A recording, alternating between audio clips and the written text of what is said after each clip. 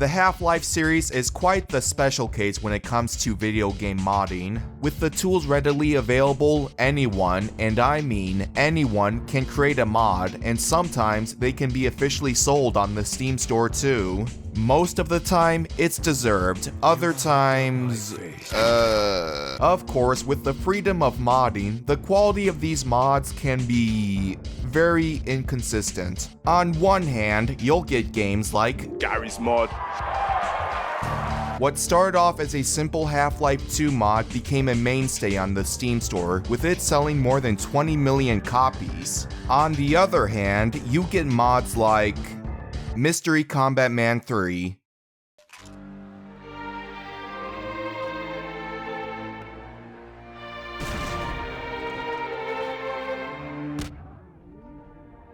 Do I need to say anything more? But what about a mod that is so divisive among the community that it can't be determined if it's good nor bad? A mod that, while on the surface looks amazing, carries with it a bunch of underlying issues. A mod that, when mentioned by name, will cause any Half-Life veteran to shiver to their core. A mod that the community wants you to forget that it even existed.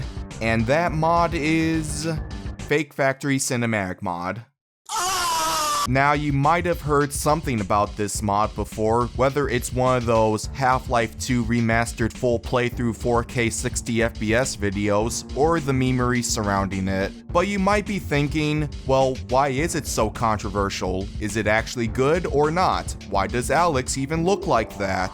Well, that's what I'm here for. I also had these exact same questions, and wanting an excuse to play through Half-Life 2 and the episodes again, I decided to try out Cinematic Mod, and oh boy, do I have some things to say about it. So for this video, we're gonna be taking a look back at the history of Fake Factory Cinematic Mod, as well as discuss the good, the bad, and the whack. Just note that I'm gonna be looking at version 1.02 of Cinematic Mod 2013, pretty much the latest version at the time of recording. I'm not gonna be looking too extensively at the previous versions because, well, I don't want this video to be longer than it already is, but I'll be sure to mention them when it's relevant. Anyways, strap in because this is gonna be one hell of a trip. I don't think this war is ever gonna end. Cinematic Mod was created by a German man named Jürgen Varheil. I probably butchered that name. Though online he's simply referred to as Fake Factory, which is what I'm gonna be sticking with. According to his site, Fake Factory created Cinematic Mod as a practice exercise and thought it would be neat to share his work. At first, he would only upload some skin packs onto Filefront, but by late 2005, he'd upload the first version of Cinematic Mod onto the site. This version would rebalance the weapons so they would do more damage, change the soundtrack to music you'd hear in various Hollywood movies, and upscale the models to be more detailed. A lot of people actually liked these changes, so then he'd release version 2, then version 3, then version 4, then version 5, okay, you get the point. After version 2, Fake Factory began to experiment with changing the models of characters instead of just retexturing them. So he created new models for Alyx and the fuck? Yeah, so instead of recreating the original model, Fake Factory instead opted to give Alyx entirely different outfits. No real reason is given other than quote-unquote personal taste. Sure. After version 4, he would then create new models for the other characters too, which would all range from looking kind of similar to barely recognizable. It was also around this point where the public view of Cinematic Mod began to shift.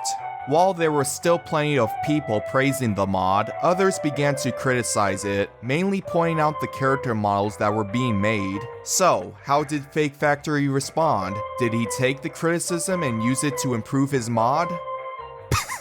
No. He instead posted an entire paragraph in one of the patch notes about how they're all wrong and that he is right.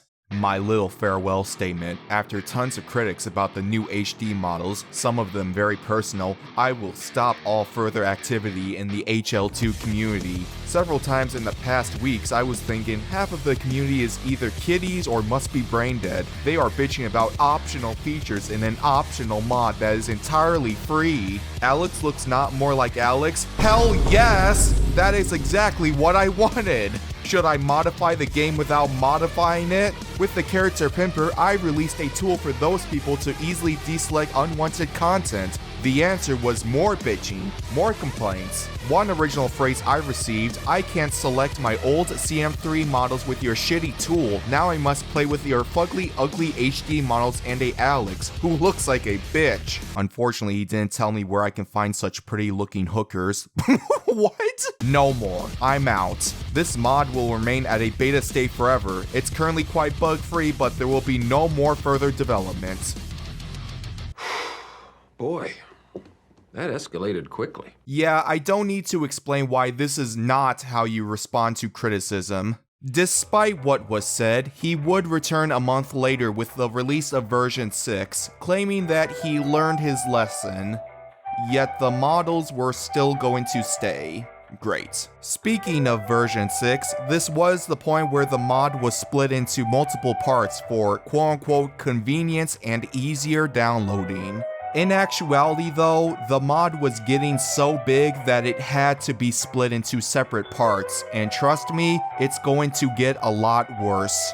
And so, Fake Factory would continue to update the mod by adding more models, upscaling more textures, and by version 7, editing the map in some areas.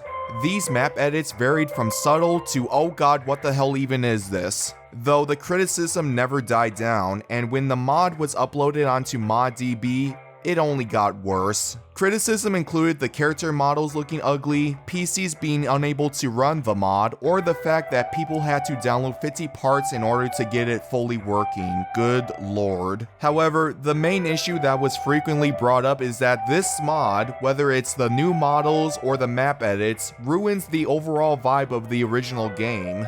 Whether that's true or not is something I'll get into later in the video, but just know whenever someone is being critical of cinematic mod, that will usually be the main talking point. So with even more negative reviews coming in, how did Fake Factory respond? I mean, he did state that he learned his lesson, so surely he'll— Oh no. This project has gone non-public. I'm really tired of the brain-dead comments about optional HD models. Shall all the whiners create something better? CM has started as a just-for-fun project. It was never planned as a community project. Now it's time to become a just-for-fun project again in order to preserve my nerves. Have a nice day. So apparently he didn't learn his lesson, and now, with active updates of Cinematic Mod now ceasing, that's where our story ends. Is what I would say if the creator didn't continue to upload new versions onto his site just a year later. Yeah, back in July 13th, 2009, Fake Factory would create 2 websites to upload his mods onto, and one of them was cinematicmod.com. The website today now looks like this for some reason, but back then, this was the most reliable way to download every version of Cinematic Mod. Despite claiming that the project was now non-public, Fake Factory would continue to upload version 11 and 12 onto this site. In 2013, Cinematic Mod 2013 would be uploaded onto the site, which was around the time when Steam Pipe was released. On November 16th, 2014, the final patch would be released, and in this forum post, Fake Factory would post his final message. After almost 10 years of Source 1 modding, I have to say, all things come to an end. Source 1 modding is actually dead. No, it isn't. The limit of this old engine is reached. In the past weeks and months, this project has become a burden. Because I hate unfinished business, I kept the project alive, and now it's time to say goodbye for some time. Maybe Source 2 will give me the motivation for updating the mod in the future, we will see. After all, it was a great time with you, the community that grew around a mod project that was never planned to go public. and I bow my head in respect to all you people who tested, bug hunted, and gave me constructive criticism. The actual final version should be stable and satisfying for most users. With the latest HD Alyx comes a Valve lookalike model that will maybe gratify the haters. If not, they can still use the original model. I will release my map sources to the public soon, so interested users can rework the mod or add things or do whatever they want. Farewell for now. With this being the very last version of Cinematic Mod, you might be thinking, well, where is Fake Factory now? Well, he's definitely still active online, as I managed to find his Nexus Mods account. Not only does it show when he was last active, but it also shows that he still posts modded content from time to time. It's nice to know that he wasn't driven out by the internet mob. Out of curiosity, I decided to message him and see if he was open to an interview. He never responded. Tragic. That's pretty much the whole history of Cinematic Mod. Now on to the actual mod itself. Like I said, I played this mod from beginning to end, starting from Half-Life 2 and ending with Episode 2, and I definitely have some thoughts on it, starting with... Finally, change is in the air. Let's get this out of the way first. Cinematic Mod is essentially just Half-Life 2 that was given a new, extremely subjective coat of paint. The story remains the same though. It starts with G-Man dropping Gordon at City 17, and it ends with the bite of 07. If Cinematic Mod was your first experience with Half-Life 2, for some reason, then you won't be missing much with the story. By default, the mod will use the vanilla character models, and you can disable the new weapon models in the configurator too. The only thing that can't be changed are the maps, and I'll be honest, I don't mind that too much because the environments look amazing. Thanks to the edits that were made and the upscaled textures, every map now has 16 times the detail. There are now more props everywhere. Certain areas have been overhauled to give a different feeling, and foliage. So much foliage. I will say though that some map edits are better than others, and trust me, I will mention them later, but graphically, this mod looks beautiful. Many times during my playthrough, I just found myself taking in the scenery, staring off at the amazing views this mod has to offer. Truly breathtaking stuff. Would I say that it looks as good when compared to other mods like Black Mesa? Not really, no, but you gotta admit that this is seriously impressive, especially when you consider that only one guy worked on all of this. A few extra areas have been added to the maps as well. Now these aren't really intrusive to the main game, and you can pretty much just ignore them if you want, but as someone who likes a little bit of exploration in their games, I find these added little areas neat. Some of them even have loot or NPCs you can fight, though not all of them, for some reason.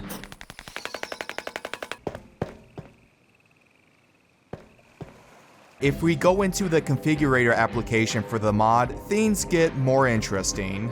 The configurator is exactly what you think it is. It contains all the settings related to this mod, and all of them either help enhance the visuals or change up the gameplay. One of these settings lets you play through the coast chapters at nighttime. In regular Half-Life 2, after completing the graveyard section in Ravenholm, you go through this mineshaft. When you exit, it's suddenly daytime, even though it was pitch black when you first entered the mineshaft. What? In Cinematic Mod, this option fixes the glaring time discrepancy, which means you can now play through Highway 17 and Sand Traps at night. There are also plenty of graphic settings that you can mess around with. If you want to enable God rays, you can do that. If you want to make the game look like a film, you can do that. If you want to burn your eyes with a visual clusterfuck, you can do that. All of it is optional and they can be disabled whenever. The same goes for the new weapon and character models too. If you enable the new models but end up hating how they look, then they can be swapped off whenever. However, and I know this is gonna be a hot take, but I think some of the new models look pretty good. The weapons in particular are very well made, even if the animations could be better.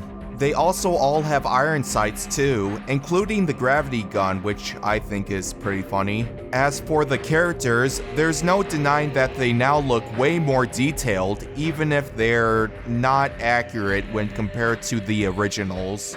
My personal favorite though has to be the Combine soldiers. While I do agree that they look nothing like the original models, the tactical look they have going on looks pretty sick in my opinion. Having the Combine soldiers look like actual soldiers is a pretty neat change, even if I do end up preferring the original models. When it comes to the gameplay changes, Cinematic Mod doesn't really offer a whole lot. In fact, there's only 2 options, and both of them revolve around the gunplay. One of them adds recoil to the weapons, and the other increases the game's difficulty. While I'm not a fan of the new difficulty option for reasons I'll get into later, I actually do like the option of adding recoil. It really gives the feeling that these weapons pack a punch, and you now gotta track your targets rather than just hold down mouse 1 until they die. I think we can all agree that the gunplay in vanilla Half-Life 2 has not aged the best, and despite how minor these 2 changes may be, they do actually change up the gameplay quite a bit, for better or for worse. If you're looking for a mod that changes up the gunplay in quite the drastic way, then just go play M-Mod. Why the fuck?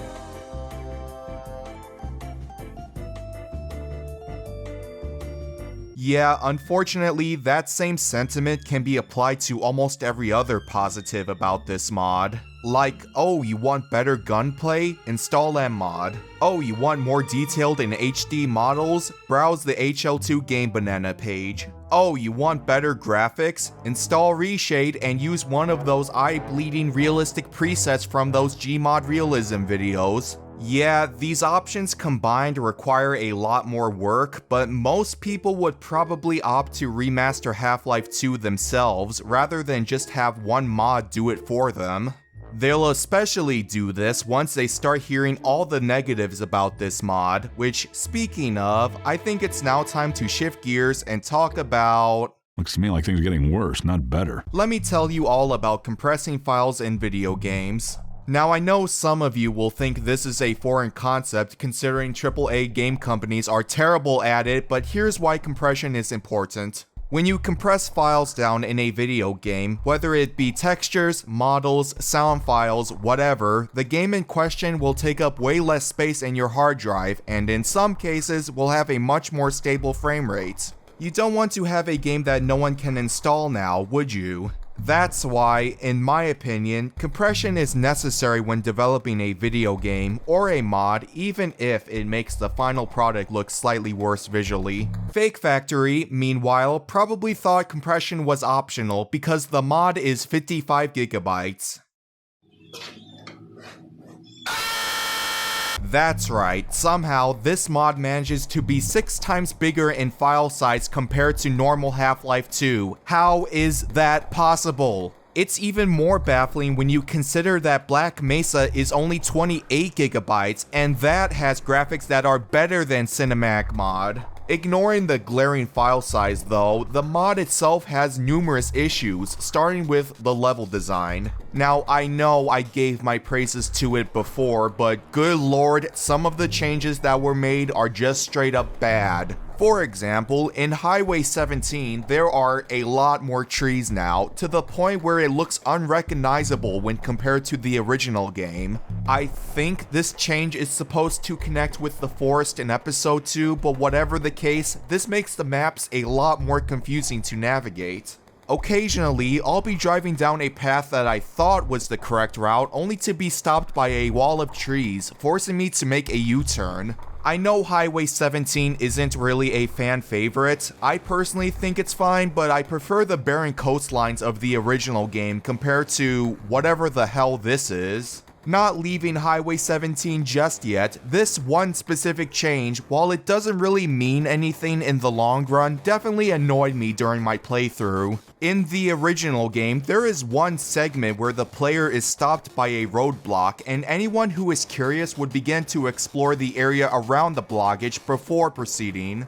This would then lead them to a nearby hilltop at the right side of the road, which contains a view of the upcoming area, a supply crate, and most importantly, the crossbow.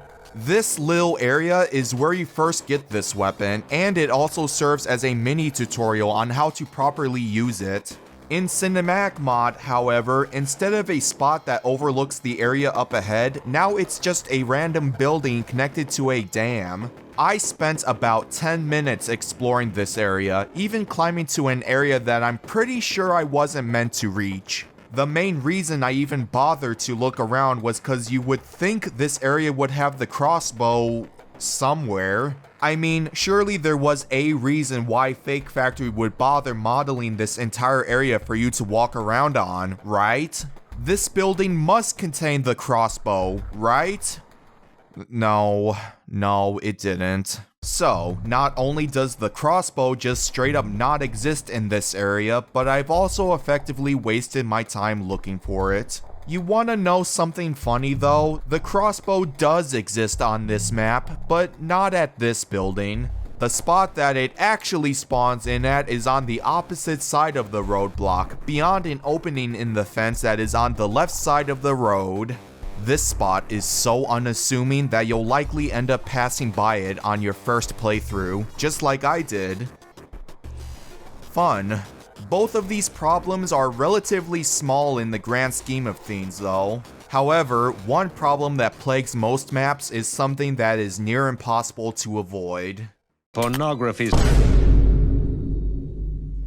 Yeah, I'm not gonna sugarcoat it. What the actual fuck is this? So one of Fake Factory's ideas for making Half-Life 2 more cinematic is to just straight up slap porno on the walls. Sometimes it's a pinup photo, but most of the time it's graffiti of two adults doing it.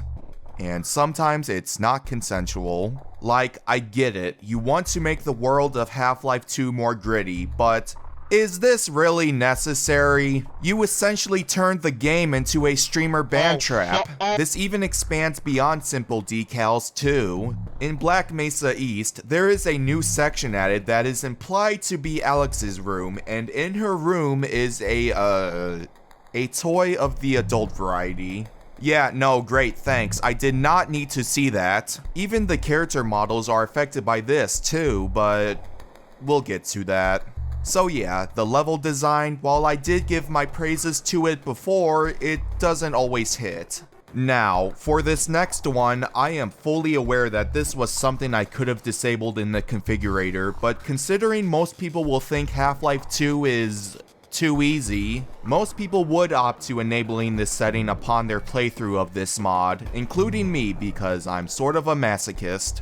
The optional difficulty setting is kind of bullshit. Like, yeah, it has the expected increased bullet damage, but everything else makes the game a whole lot more unfair. For one, headshots do double the damage, which at first might sound like whatever, but the problem with that is this change also applies to you, the player. And considering we're still dealing with hit scan here, the game quickly becomes a lot more annoying. Most of the fights I've engaged has me starting from full health to just 10 health in the blink of an eye, all because the Combine decided to aim slightly upwards. Not even your followers are safe from this. If you want a prime example for how crippling this damage is, then look no further than the chapter Our Benefactors. You would think there'd be no issues in this chapter since you become a literal god, but no, the Combine still chew through your health and armor at a rapid rate. This becomes even more obvious in the Strider fight. In the vanilla game, this segment is supposed to make you feel like a badass. It's cool, but in Cinematic Mod, I have to constantly hide behind something since the Strider kills me way too quickly, even with buffed armor. If your difficulty option has me going from 200 armor to no armor in just a few seconds, then maybe, just maybe, it's not balanced at all. Unfortunately, both the increased bullet and headshot damage also applies to the shotgun too, whenever it decided to work anyways. Fake Factory must have realized this because the shotgun now reloads really slowly. But not for the shotgun soldier though. In fact, he still has that same annoying burst damage move that he'll spontaneously get, further proving why this is the worst enemy in the entire game. I'm calm. I'm calm. Another annoying change this option makes is related to the explosions. Yes, they do more damage now, no surprise there, but for some reason they have an increased radius too. So not only do I instantly die to grenades I couldn't see, or explosive barrels, which, by the way, the explosive barrels now look like all the other barrels in this game, so good luck trying to tell them apart. But also, the increased radius means the only thing you'll be constantly fearing is your own muscle memory. There were so many times where I was standing at a distance that I thought was safe, only to be game ended by my own SMG grenade. So yeah, the new difficulty option, not fun. At least it did give me this one funny clip though.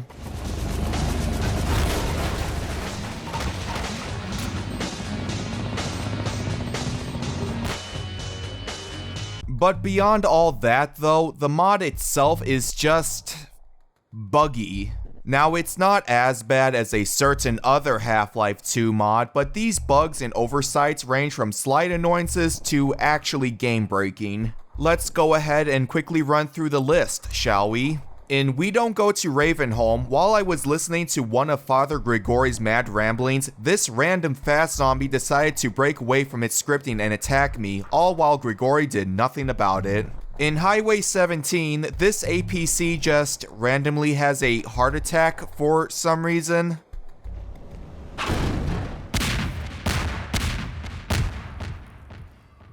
Near the abandoned house in Sand Traps, I just kept getting killed repeatedly, from nowhere.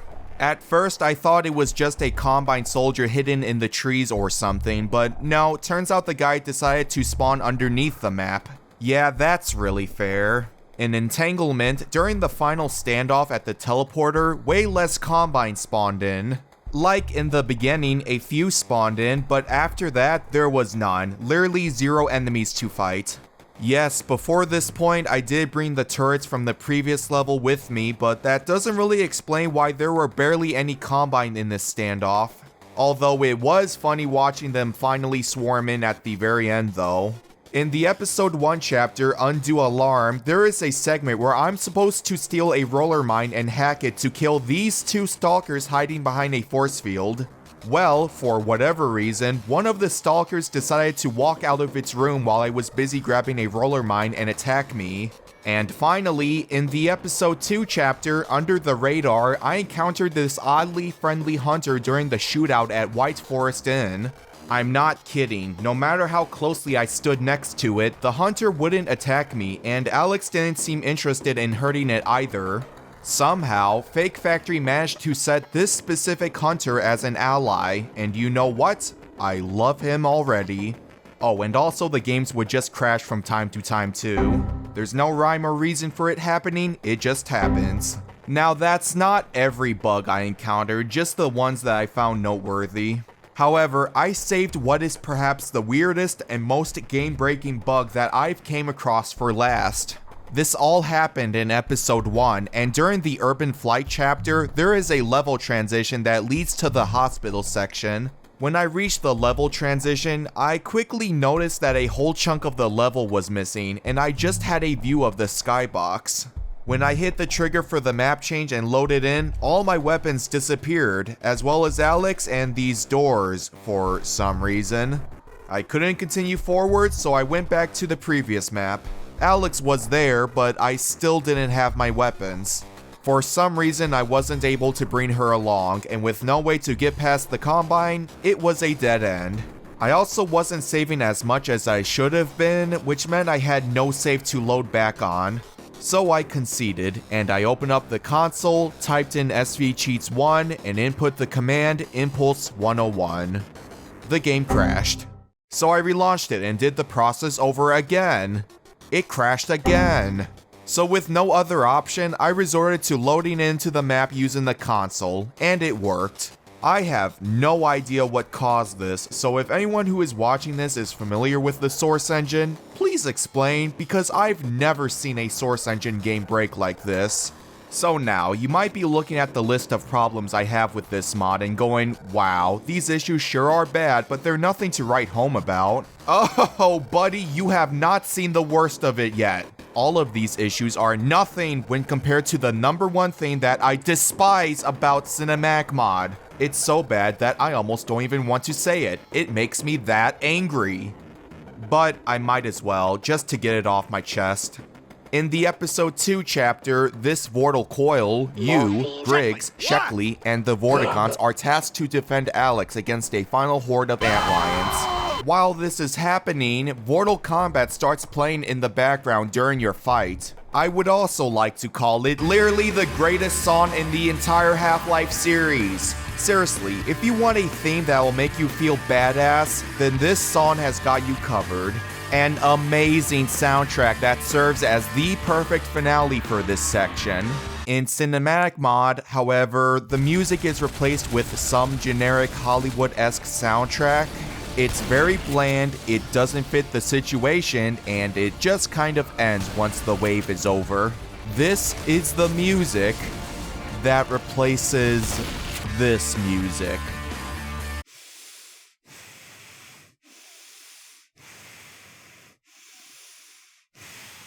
What? Up until this point, the soundtrack for all 3 games has remained the same, but this was the one you decided to replace? Are you kidding me, Fake Factory? What the hell made you think, today I will replace Mortal Kombat with something boring? Were you trying to get a reaction out of me? If that's the case, then good freaking job, you did it.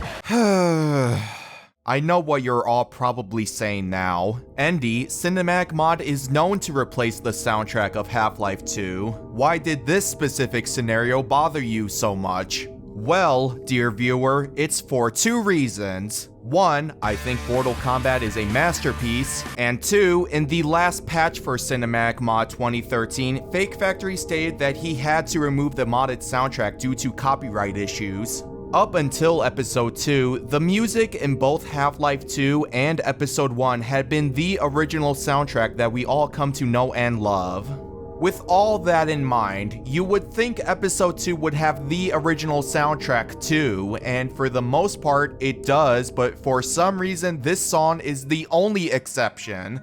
I don't know if this is an oversight or what, but either way, this replacement song makes this segment a lot less climactic. And severely disappointing. So yeah, that's pretty much where the list of negatives end. You might have now noticed that me trash talking this mod has taken up a good majority of the video, and trust me, I wasn't intending on that. Comparing the good and bad, I had a lot more things to say when it comes to the bad, but despite what I've complained about, I still stand by the praises I gave to this mod earlier in the video. Just because I spent 16 minutes complaining about Cinematic Mod doesn't automatically mean I hate it. It's a lot more complicated than that. But before we get into my final verdict, I'm not done talking about Cinematic Mod just yet. This next segment is for the changes that I find neither good nor bad. They lie in sort of a weird middle ground for me. It's time to talk about... Something must be wrong with me. I almost understood that. For this segment, I'll be listing the changes that I don't love or hate. They just make me go, but why? Starting off, we're gonna be going back to version 6.5 of Cinematic Mod. I know I did say that I was only gonna be reviewing the latest version, but this one specific map edit is so baffling that I couldn't just not include it in the video.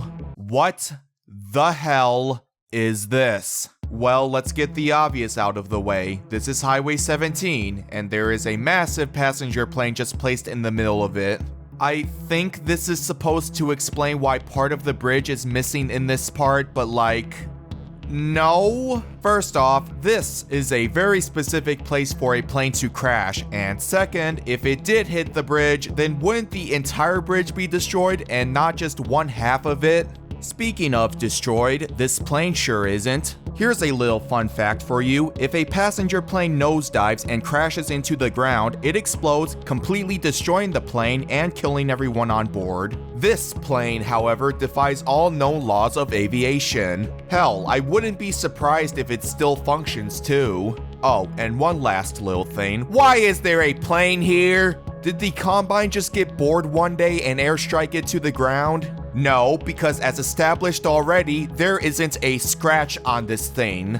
My only explanation for this being here is that one day, a Combine soldier managed to sneak onto a plane without TSA noticing. Also, I guess this implies that airports are still operational in this dystopian world, so once they take off, the soldier starts to feel a little bit mischievous.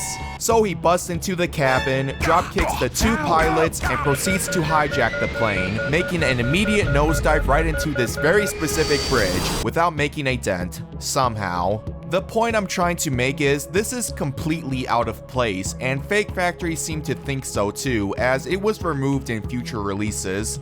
Well, kind of.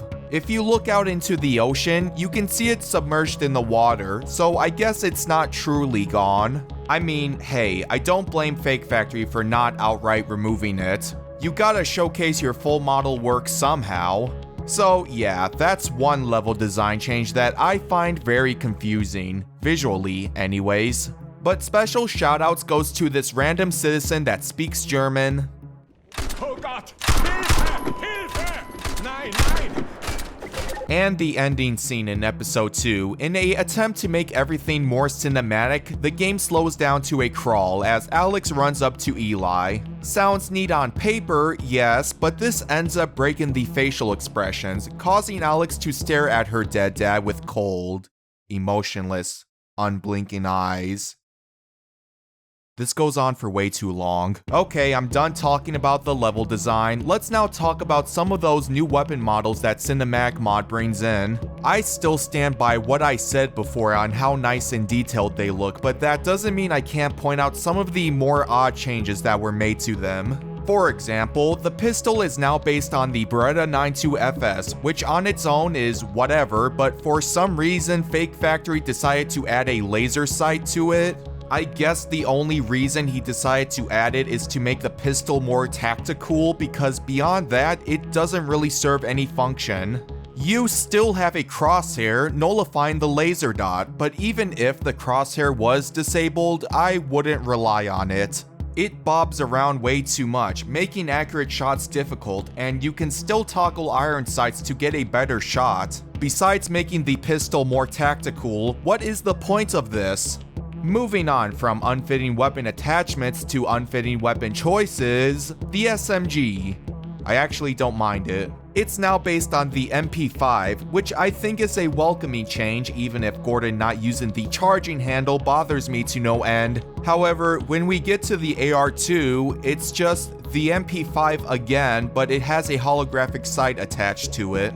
This, to me, is kind of funny because whenever you think of the Combine, you think of all the alien technology they have, whether it's machinery, synths, or pulse weapons like the AR2. To have an alien rifle just now be a regular MP5, except now it has a holographic sight and it can shoot out energy balls, is so baffling to me that I can't help but laugh. While we're still on the topic of weapons, there is this weird inconsistency that I noticed between games that I'm pretty sure wasn't intentional. In episode 1, guns like the pistol, revolver, SMG, and AR2 have completely different firing sounds when compared to the other two games.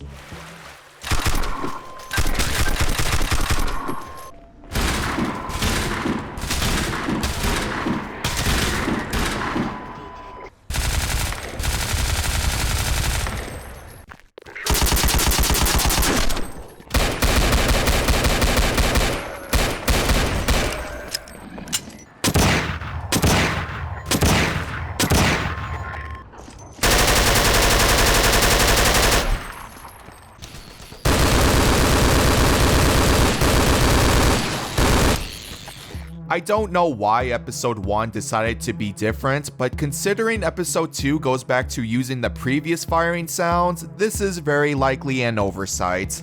And finally, it's time to talk about The character models. In the configurator, there is a menu you can bring up called the Character Pimper, and in this menu, you can customize every character in the game to have either the default Valve models or the HD Cinematic mod models. This menu includes customizations for the citizens, Combine, and main characters such as G-Man, Barney, Kleiner, Eli, and some female character that I mysteriously forgot the name of.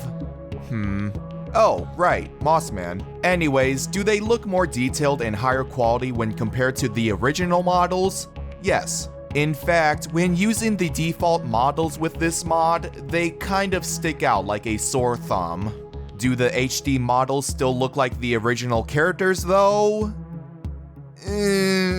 Now, sure, some of them look kind of similar if you squint your eyes hard enough, but most of the time, yeah, no. Worst example of this probably has to be Mossman. She has 3 different HD models, yet none of them look even remotely close to the original character design. With all that said though, being different isn't always bad.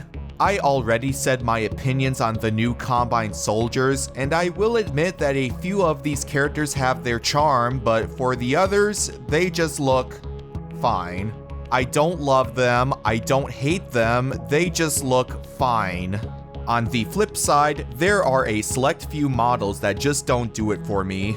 For example, all the citizen models. This might be bias kicking in, but I am not a fan of the new citizens. They look a little too formal when compared to the original models. Some of them are even wearing hats and glasses. Like, I'm okay with giving characters accessories, but don't you think it's kind of ironic that under the Combine ruling, the same regime that enslaved humanity, halted the concept of breeding, and committed many genocides, is now perfectly fine with civilians wearing their prescription glasses. The rebels don't fare much better either.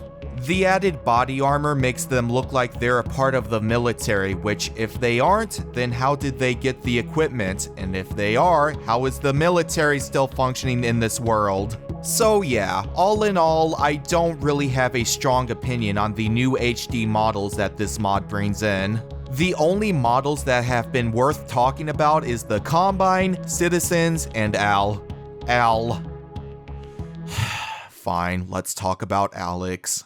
Sometimes I dream about Alyx! We all sure love Alyx, don't we? A Combine zombie. That's like a zombine, right? Zombine, get it?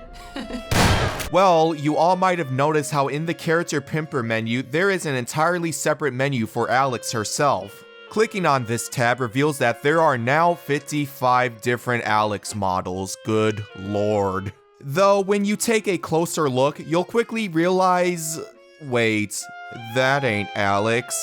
Well, the reason there are so many models is cause Fake Factory really wanted you to customize Alyx in this mod. With almost every variant of Alyx comes sub-variants with different cosmetics, such as hats, glasses, alternate outfits, and more.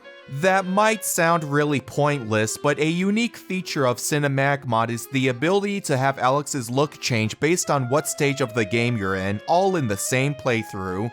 That all sounds really neat, and believe me, it is, but considering most of the choices here look nothing like Alyx, most people would probably not even bother with it. Speaking of, why does Alyx even look like that? Well, apparently Fake Factory based some of the designs on real-life celebrities, with one of the models being based on Sarah Sampaio, okay? Now that, on its own, is an odd choice, but nothing to really write home about, until you start seeing some of the more questionable Alyx models.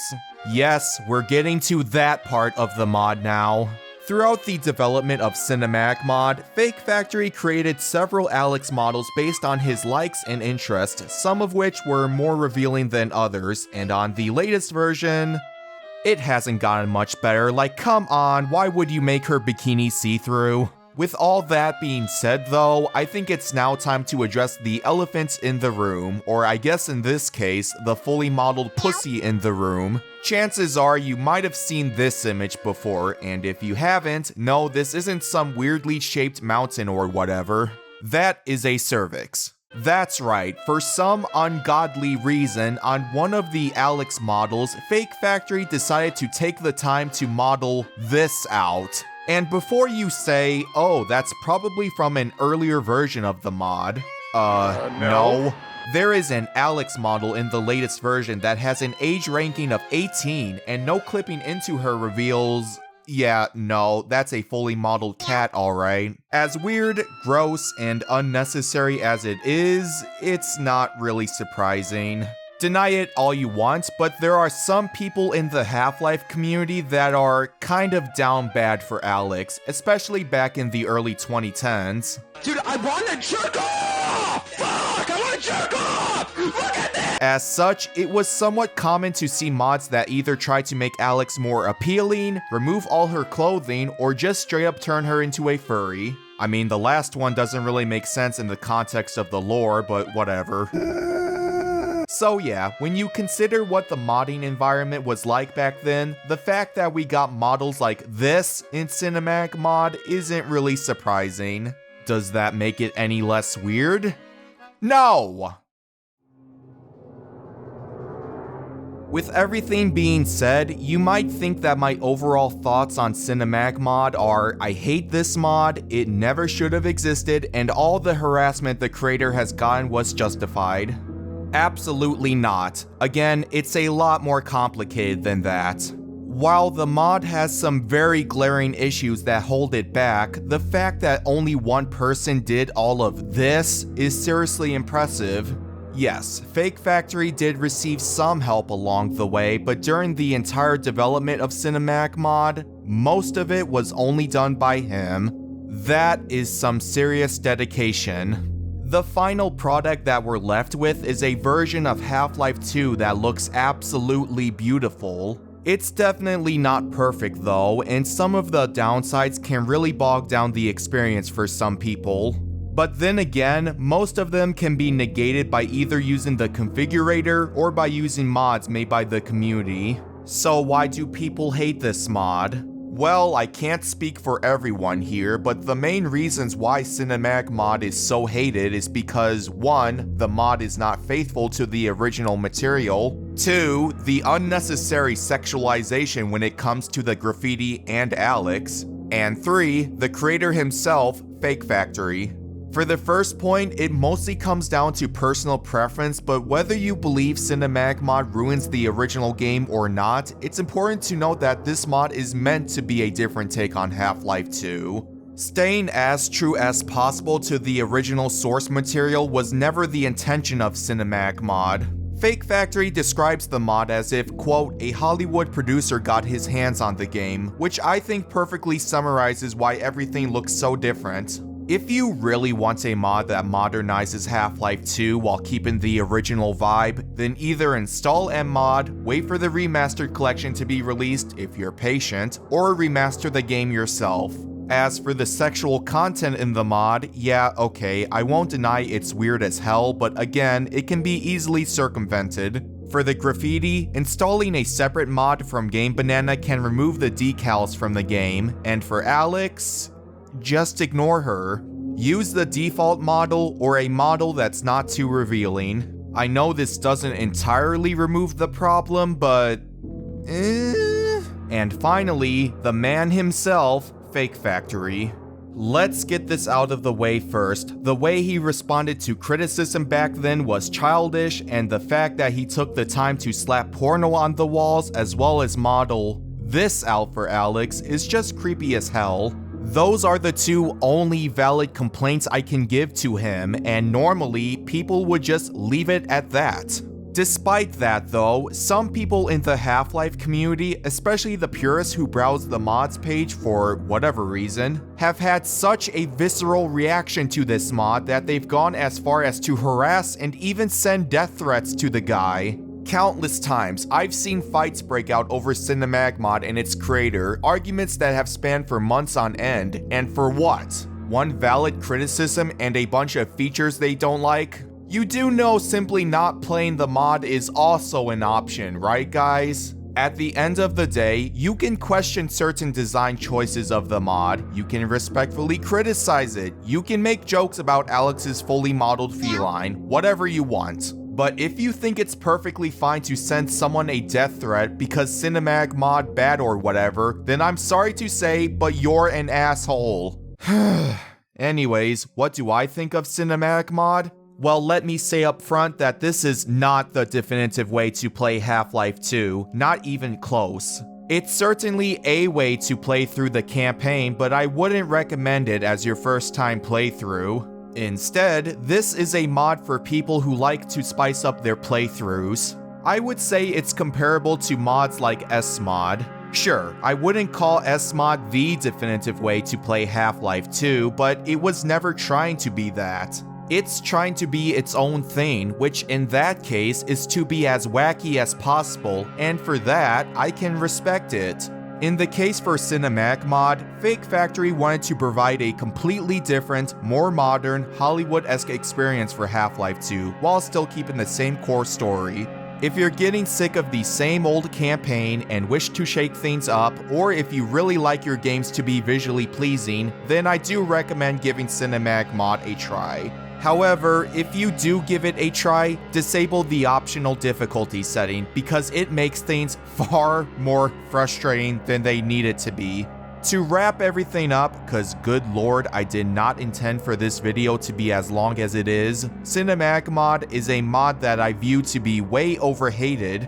There are aspects that I like, some aspects that I very much dislike, and some aspects that I'm kind of neutral on, and the fact that people decided to focus on the one feature that can be easily ignored is just silly to me. In my opinion, even though I still prefer the original Half-Life 2 and its episodes, I think Cinematic Mod is a seriously impressive overhaul that should not be overlooked. Especially since, once again, only one guy worked on all of this. I don't know what Fake Factory is up to now, besides making smaller bite-sized mods, but it's honestly a shame that he gave up on source modding entirely. If he used the knowledge gained from working on Cinematic Mod to make an entirely new source mod, I think he could have made something truly special. But oh well, we still have an entire catalog of Half-Life 2 mods to go through, and if this is what the community deems as the quote-unquote worst mod, then surely I'll have a great time. Hello, it is I, Evil Floating Dorito Man. I see you've been able to break into my lair uninvited. That is no matter, cause I am about to destroy you in my ultimate MLG quickscoping final form. And his name is John C. Okay, screw this. I'll take Alyx's fully modeled kitten over this trash. Thank you all for watching. If you know any other mods that I should do a retrospective on, then be sure to leave it in the comments down below. Anyways, I hope you're all doing well, take care, and as always, I will see you guys next time.